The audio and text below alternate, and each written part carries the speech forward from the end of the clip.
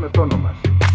Καλησπέρα κύριε Πουλάδο, ευχαριστώ πάρα πολύ για την πρόσκληση. Δική μας η χαρά. Λοιπόν, θέλουμε να μας μεταφέρετε και τις δικές σας σκέψεις. Ήταν αυτή η συμφωνία που επιτεύχθη με συμμετοχή και άλλων αραβικών χωρών και της Κύπρου και της Ελλάδος. Έχει τη σημασία της, σήμερα μπαίνει σε δεύτερη φάση, παρά τους προβληματισμούς που εκφράζονται από διάφορους ότι αυτό δεν θα λειτουργήσει. Προς το παρόν δείχνει ότι βρίσκεται σε καλό δρόμο. Αυτοί πάντως που έλεγαν ότι δεν θα λειτουργήσει ήταν οι ίδιοι που έλεγαν ότι δεν θα λειτουργήσει ούτε το πρώτο στάδιο. Επομένως δεν θα πόνταρα όλες μου τις μάρκες για την αξιοπιστία τους. Είναι αυτοί οι άνθρωποι οι οποίοι έλεγαν ότι θα πάμε και σε σπονδυλωτούς παγκόσμιους πολέμους. Είναι οι άνθρωποι αυτοί οι οποίοι συνεχίζουν και λένε ότι το Ισραήλ κατά εξακολούθηση διαπράττει γενοκτονία χωρίς να έχουν επίσημα στοιχεία από ανεξάρτητους παρατηρητές, γιατί ο Οργανισμός Ηνωμένων Εθνών, θέλω να σας πω εδώ, ότι έχει σταματήσει να είναι ένας ανεξάρτητος παρατηρητής. Εάν θυμηθούμε κιόλας τις δηλώσεις του κυρίου Γκουτέρες όταν έγινε η σφαγή της 7ης Οκτωβρίου, αυτό το οποίο δήλωσε, η πρώτη του αντίδραση ήταν ότι δεν έλαβε χώρα εν κενό. Άρα λοιπόν, όταν έχεις έναν τέτοιον οργανισμό, ο οποίος φημολογείται τουλάχιστον από διαφορετικές πηγές ότι εισραίει άφθονο χρήμα από το Κατάρ, τότε αρχίζουν και αυτοί οι δίθεν ανεξάρτητοι οργανισμοί να σε προβληματίζουν. Ιδίως όταν οι αναλυτές βρίσκονται στον ευρύτερο ελλαδικό, ελληνικό, ελληνοκυπριακό χώρο, πείτε το όπως θέλετε, οι οποίοι παράγουν ένα αφήγημα συγκεκριμένο, εκεί πρέπει λίγο να αρχίσουμε να προβληματιζόμαστε υπό την έννοια την εξής, ότι αυτή τη στιγμή τα ελληνοκυπριακά συμφέροντα συμπίπτουν με τα Ισραηλινά συμφέροντα. Καλώς κακώς. Αύριο μπορεί να μην συμπίπτουν. Εγώ είμαι της ρεαλιστικής σχολής. Αυτή τη στιγμή όμως συμπίπτουν αυτήν την στιγμή.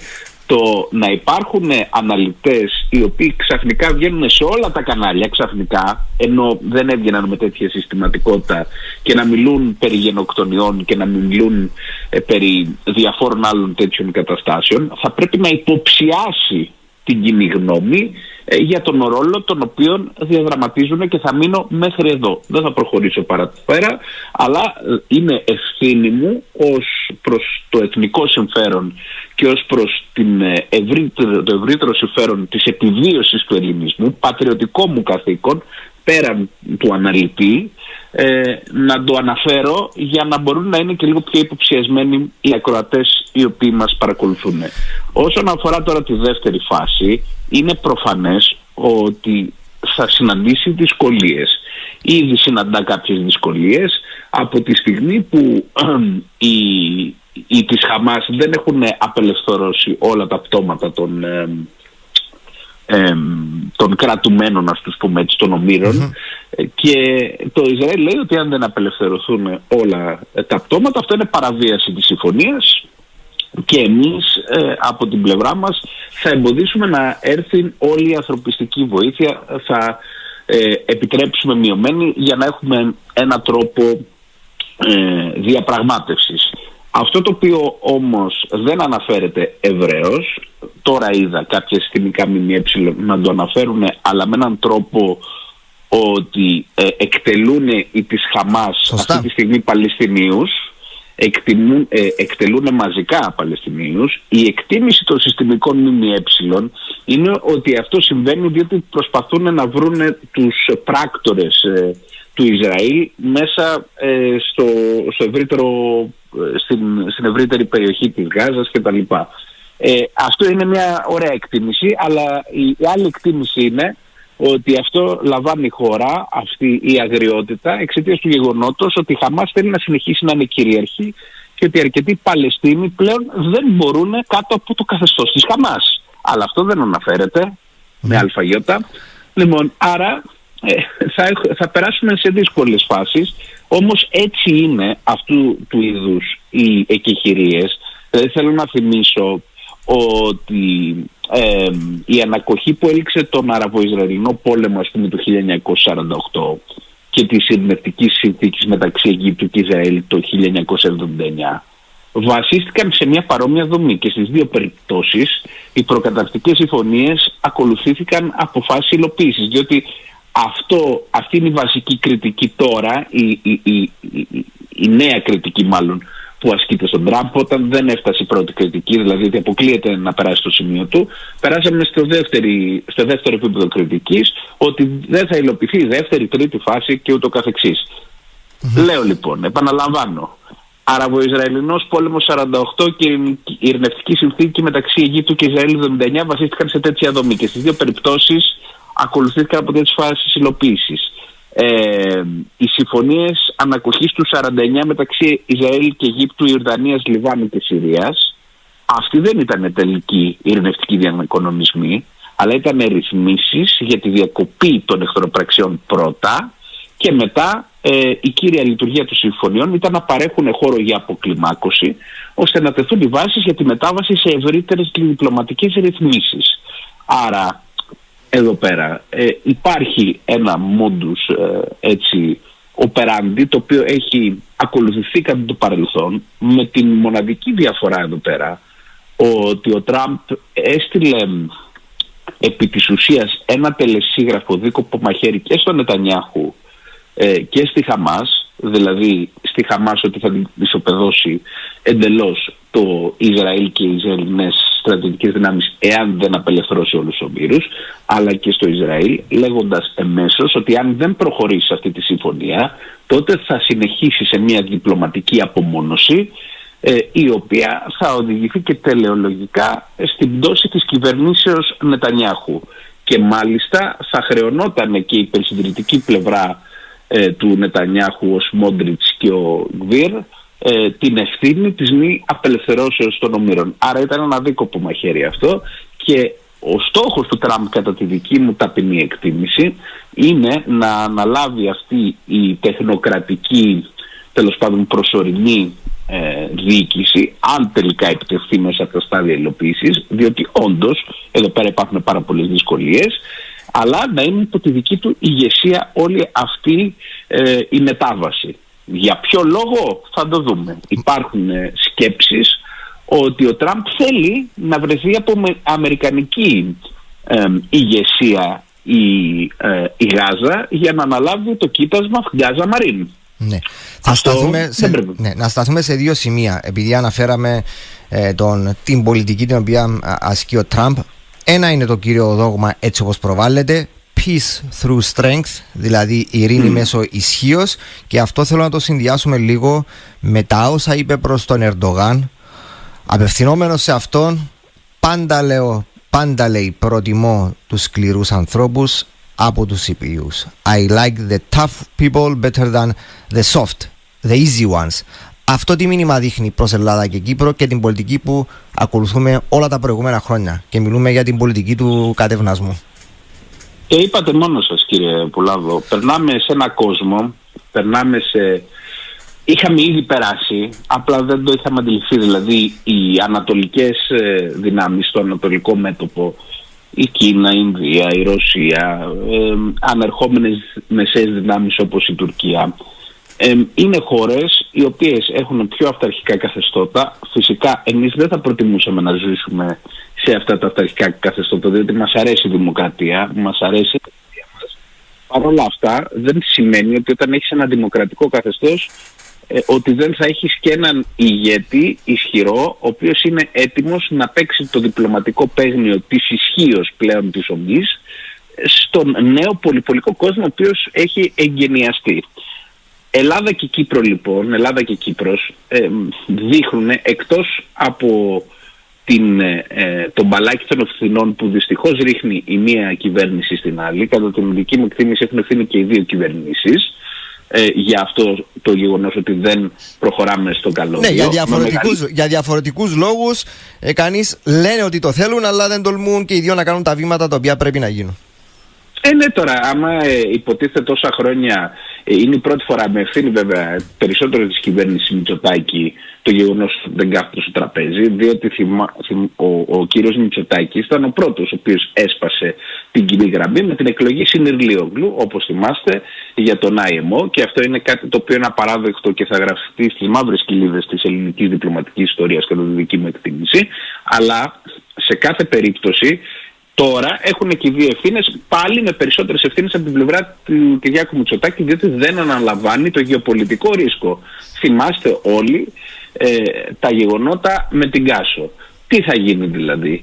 Θα συνεχίσει η Ελλάδα και κατ' επέκταση και η Κύπρος να δέχεται ότι για οποιαδήποτε ενέργεια στην νοτιοανατολική Μεσόγειο θα παίρνουμε την άδεια της Τουρκίας? Αυτό δεν πρόκειται στα μάτια του Τραμπ και κανενός πλέον ηγέτη, έτσι όπως έχει αλλάξει ο τρόπος διπλωματίας, να ευαισθητοποιήσει αυτούς τους ηγέτες, διότι πλέον θέλουν να δίνουν σε ανθρώπους να αναλαμβάνουν ολόκληρες περιοχές. Και βλέπουμε ότι ο Ερντογάν, παρόλο που βρέθηκε εντελώς απέναντι στο Ισραήλ, λέγοντας συνεχώς ότι διαπράττει γενοκτονία και ούτω καθεξής, παρόλα αυτά η συμβολή του ώστε να βγάλει ανακοίνωση υπέρ της εκεχηρίας μαζί με άλλα αραβικά κράτη, αλλά της Τουρκίας ως πιο σημαντικής, διότι υποθάλπτει τους τρομοκράτες της Χαμάς, ήταν μια συμφωνία η οποία ευνόησε πάλι την Τουρκία, διότι η Τουρκία δείχνει συνεχώς ότι θέλει να αναλαμβάνει ρόλους. Θέλει, δηλαδή βάζει τα κονδύλια του κράτους ούτως ώστε να αναλαμβάνει ρόλους και να επεκτείνεται δι' αυτού του τρόπου. Και φυσικά συνεχίζει και κάνει bullying στην νοτιοανατολική Μεσόγειο, διότι δεν βρίσκει απέναντί της σκληρές ηγεσίες που να είναι διατεθειμένες να πάνε επί του πεδίου να λύσουν τη διένεξη. Αν δεν είμαστε διατεθειμένοι να το κάνουμε αυτό, τότε θα πρέπει να δεχθούμε και η Ελλάδα και η Κύπρος ότι μπαίνουμε επισήμως μέσα στο νεοθωμανικό βιλαέτι. Εάν είμαστε διατεθειμένοι να το δεχτούμε αυτό, εάν ο ελληνικός και ο ελληνοκυπριακός λαός δέχεται αυτή τη συνθήκη, ότι περάσαμε τόσα χρόνια και οι Έλληνες από το 21 και οι Κύπροι αδελφοί μας όταν ανεξαρτοποιήθηκαν, ότι θα δεχτούμε να μπούμε σε νεοθωμανικό βιλαέτι, ας συνεχίσουμε έτσι. Μάλιστα, κύριε Καλυβιώτη, να σας ευχαριστήσω πάρα πολύ για αυτή την ανάλυση. Ευχαριστώ πολύ και εγώ. Να είστε καλά, καλή συνέχεια.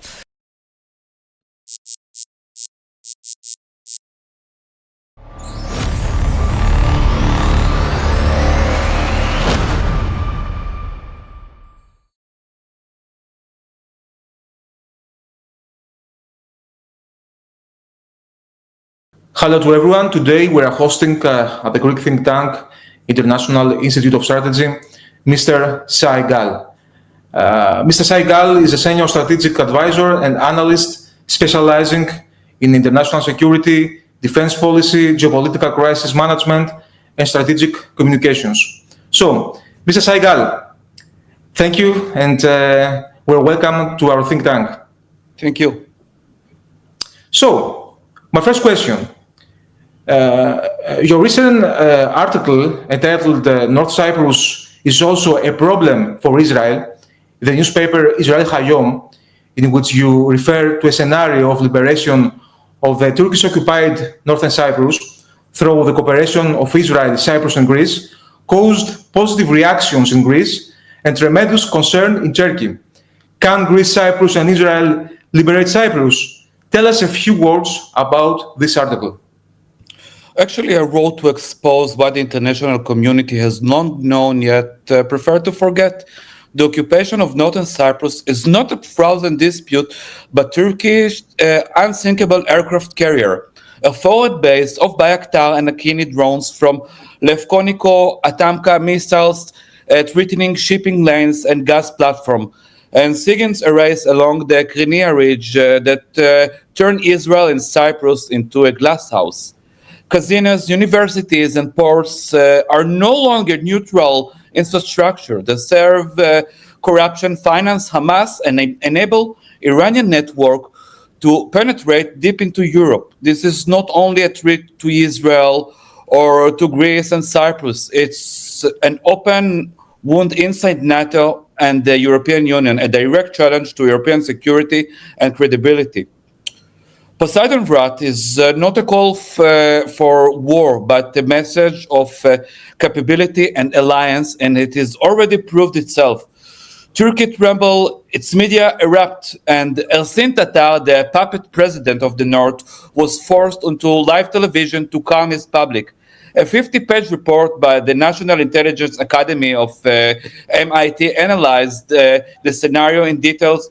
When a concept born an Israeli article became required reading in Ankara's intelligence community, deterrence had already moved from words to war rooms.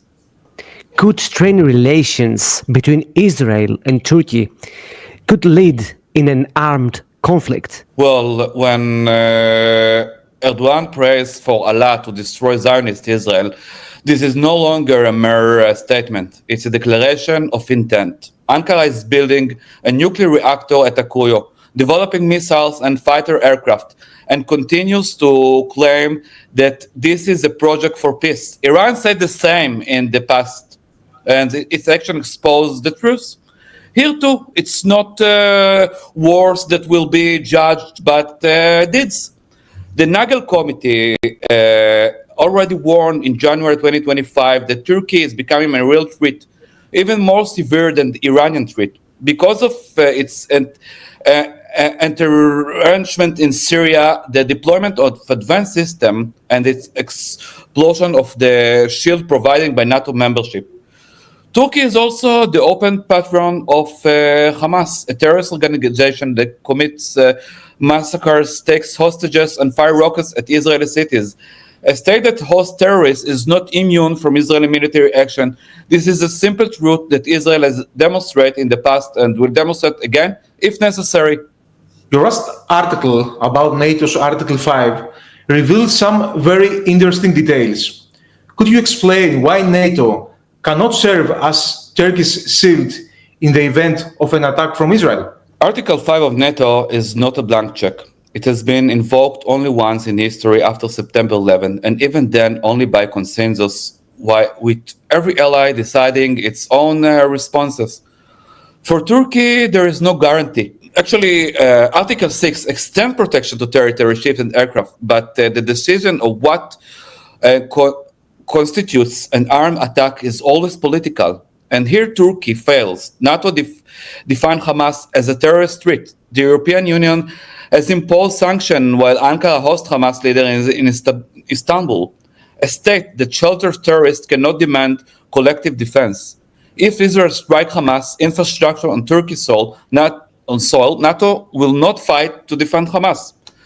The same is true in the occupied territory in Cyprus, which is recognized by the UN and, of course, by EU as occupied territory. If an action will be revealed to liberate northern Cyprus, also NATO will not involve, but because then every EU, which also a NATO ally, will break the Lisbon Treaty, the Article 42.7, which is comparable to NATO Article 5. But NATO Article 5 is political. The Article 42.7 of the Lisbon is obligatory. Is Israel concerned about Trump-Erdogan relations? Will Israel block the sale of these fighters' jets to Turkey? The United States also arm Iran with stealth fighter? Of course not. So why would they arm Erdogan? Turkey was expelled from F-35 program for purchasing Russian S-400 and undermining NATO security. Since then, it has only deepened the threat, accelerated its nuclear project, testing long-range missiles, mass production indigenous, combat aircraft, all while hosting Hamas leadership and maintaining its illegal occupation in northern Cyprus. States that copy American system and sell them to adversaries that threatens its neighbors and defies international law, cannot be trusted with the most advanced weapon in the world. This is not trust strategy. It's an appeasement, and history shows appeasement never restrains aggression. It's only emboldens them. So let me be clear. This is not only Israel call, but a transatlantic imperative. Congress and the White House must close the door firmly on Ankara. This aircraft must not be delivered. If America arms Erdogan today, it will endanger Kurdish civilian, Greek and Cypriot sovereignty, Mediterranean stability, and ultimately the security of Europe itself. Whoever repeats the mistakes of the past will pay the price, and this time the price will be executed the heart of the Mediterranean. Thank you. So, we're watching how the flotilla going to Gaza and is being supported by Turkey. In fact, there are reports of Turkish drones accompanying it. So, we're watching also Turkish frigate to support this flotilla. How will Israel handle the case? Also, another question. What stage is the war in Gaza? And also, what is your opinion on the US 21-point plan for ending the Gaza war announced recently? Also, today we have the meeting between Trump and Mr. Netanyahu. Such enforcement is lawful and effective and may be carried out even in international waters when the objective is to prevent weapons smuggling and terrorist infiltration. Israel delivers thousands of humanitarian trucks into Gaza every day through controlled crossings, yet it is well known that much of this aid is sold or sold on the black market by Hamas itself. By contrast, flotillas are not humanitarian channels, but provocations at best, and at worst attempt to transport weapons and fighters under the grace of aid. And we saw it with Mavi Marmara, and again in June 2025, when the ship carrying Greta Thunberg was intercepted at sea and brought to Ashdod by the Navy. The same will happen now. The ships will be stopped lawfully, inspected, and delivered to an Israeli port. Turkish drones or fighters waving flag do not alter the simple fact that Israel's right to self-defense is absolute, and the law is on our side. Your second question regarding Gaza. Yes. As for the war in Gaza itself, this is not a stage for a ceasefire at any price. Hamas has been struck but not yet disarmed, and close to 50 hostages remain in captivity in Gaza, with around 20 believed to be alive. This is the heart of the matter. The war cannot end before the hostages are returned and the military threat is removed. Israel continues with targeted raids, the elimination of cells and strikes on remaining infrastructure to dismantle what is left of Hamas power. The third one was regarding the 20... Yes, about... yes. So Israel is fully aware of it. Today, actually, this hour, the Prime Minister Netanyahu meeting with President Trump at the White House to discuss it. The plan combines an exchange of hostages for a ceasefire, fast wide role, an international stabilization force, and a new governing mechanism in Gaza that is not Hamas, as well as a conditional political horizon. Any proposal that ensure three principles: first, the return of hostages; second, the disarmament of Hamas; and third, the full freedom of action for Israel's security, is positive and worth of serious discussion. Anything that does not guarantees those three principles will not be accepted. Is the Iran issue over, or will there be further developments? The Iranian issue is not over. On June, we struck nuclear facilities, missile sites, and energy infrastructure. The United States joined on June 22nd, and Iran responded with missiles and drones. Since then, Tehran has expanded underground sites such as peak Sage mountain near Natanz, seeking buried nuclear capability, while the UN and Europe have reinstated snapback sanctions. Iran continues to advance in every domain, nuclear missiles, cyber and proxies, from Lebanon to Yemen, and may discuss its program as civilian. The 12 days war proved that when required, Israel acts within days or even hours from now. As long as Iran possesses nuclear weapons and long-range missiles, Israel jets will return to its skies. And let Ankara take a note: support for nuclear adventurism, missile proliferation, and terror proxies will bring consequences. Israel will act with vigilance and determination. Doubt our resolve, and you will see not words but deeds. Recently, you wrote an analysis on how Ankara mass produces news where even tiny errors are copy-pasted untouched. You also revealed a Turkish campaign against you. Can you share with us what happened? Well, the point is not one error or one article. It's a system. Ankara has created a mechanism where ready-made text, what communication scholars call an informational subsidy, are pushed from the top and flow down to dozens of outlets unchanged. The result is not journalism, but journalism, automatic replication, errors included. I know because I saw the same slip repeated word by word in Oda TV, Haber 7, D-Release, Postasi, and Kibris Talk. That is not a considerance, but the fingerprint of a single origin. Since July 2025, the presidency director of communication has been headed by Burhaneddin Duran. This body does not only brief, it produces content, package for distribution. Once they pass through agencies such as Anadolu, DHA, or IHA, editors dare not to change a comma, even a comma, because R2 can impose the massive fines.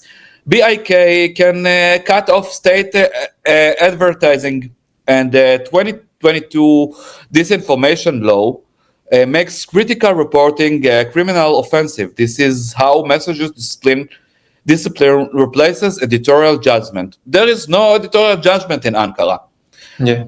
The number makes sense in this context. Reports Without Borders ranks Turkey 159 out of 180 in the 2025 Press Freedom Index. This is not an abstract statistic, but outcomes of concentrated ownership of the Turkish media. For me, the meaning is simple. Ankara chose not to deny what I wrote, even not single time, because there is no way to disprove facts. Instead, it wrapped them in a framing that suits its own purposes, but in the end, the system revealed itself through the mistakes. How will Greece, Cyprus, and India, and Israel, of course, could deal with the axis of evil, meaning the alliance between Turkey, Qatar, and Pakistan?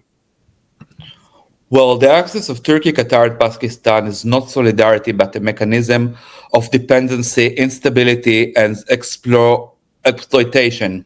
Against it stands coalition of democracies: Greece, Cyprus, Israel, and India. 4 states linking 3 continents and offering an entirely different order. India's uniqueness is clear. It's a member of BRICS, but yet, unlike Turkey, it does not surrender its sovereignty to an anti-Western bloc. It builds strategic autonomy with open doors, balancing Washington and Brussels while keeping channels to Moscow and Beijing. They invested in Haifa, investing the IMEC corridor and depending partnership in the Gulf. This is not dependence, but sovereignty. Turkey, by contrast, claimed to speak for the oppressed, while Israeli turns Cyprus into a base, channels Iranian RGIC, funds to the Houthis, enhance itself in Suakin in Sudan and Mogadishu in Somalia, and marks its middle corridor not as a bridge but as an instrument of control. In South Asia, it's aligned with China and Pakistan. CPEC from the northeast, the middle corridor from the northwest, both converging on Islamabad. For India, this is a triple squeeze. Chinese pressure from the east, Turkey and Pakistani leverage from the west, and dual drone supply lines aimed at Kashmir and the Indian Ocean. Our coalition responds on three levels. Corridor, not for cooperation, but of sovereignty, with IMEC as a transparent and rules-based alternative to BRI, as you wrote, and Turkey corridor, security integrating intelligence, maritime, cyber, and unmanned system to neutralize Turkish and Chinese supply chains in Pakistan, economy and diplomacy, a Mediterranean partnership with India as a natural gateway to Europe, with Cyprus as an anchoring hub, Greece as a NATO pillar, and Israel as a technological and security power. This coalition is not a reaction to an axis of evil, but the proposal of a new order, a coalition of democracies connecting the Mediterranean to the Indian Ocean, understanding that the Indian Ocean begins here in the Eastern Mediterranean. It's not a coalition of dependency, but of sovereignty, not of coercion, but of stability. It already exists and it will endure. Mr. Gal, Yes. I would like to ask you one last question, slightly outside the main context. Mm-hmm. Recently, Benjamin Netanyahu, in an interview, recognized the genocide of the Greeks, Armenians, and Assyrians by the Turkey. What does this mean for Greece and Israel? Well, when Prime Minister Netanyahu recognized the genocide perpetrated by the Turks against Armenian, Pontic Greeks, and Assyrians, he placed Israel beside nation crushed under the Ottoman sword. Turkey rage only underscored the act's weight. From his first days as the UN, as an ambassador in the UN, actually in the late 80s, Netanyahu warning against denial to today as Prime Minister who recognized the circle is closed. It's not rhetoric, believe me, but a foundation of policy. But this must be a cornerstone of foreign policy, also for Jerusalem, both for Jerusalem and Athens. Heirs of nation destroyed yet survive. The duty is clear to lead global recognition of historic genocide and control and confront denial in all of its form. This policy is not only moral memory, but the credibility of international law itself. By trivialization crime written in blood, leaders like Erdogan weaken law and norms meant to prevent atrocities. Actually, by doing this, we do not guard memory to honor the dead, but we guard it to shame the living who would dare to repeat their crimes. So, Mr. Saigal, thank you. Thank you. This discussion, and also it's a big honor for us, as I told before, that you will be a member in the International Institute of Strategy. And we expect him to another conversation in the future, right? Thank you. Thank you very much. It was a great pleasure for me. Thank you, Mr. Saigal. Bye-bye. Good night. Bye-bye. Good night.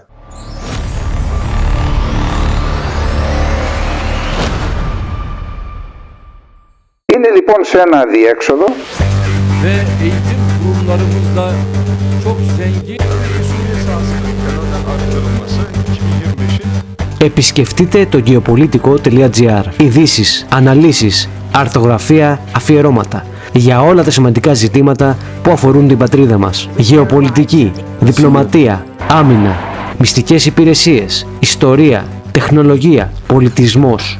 Διαβάστε απόψεις από κορυφαίους αναλυτές. Σάββας Καλεντερίδης, Παντελής Σαβίδης, Ιωάννης Μπαλτζόης, Γιάννος Χαραλαμπίδης, Λεωνίδας Χρυσανθόπουλος, Μάικλ Ρούμπιν, Σάιγκάλ, Ταμέρ Τσιλιγκύρ, Διευθυντής Σύνταξης, ο Χρήστος Κωνσταντινίδης. Geopolitico.gr. η διαδικτυακή πύλη που ενημερώνει πλήρως κάθε συνειδητοποιημένο Έλληνα.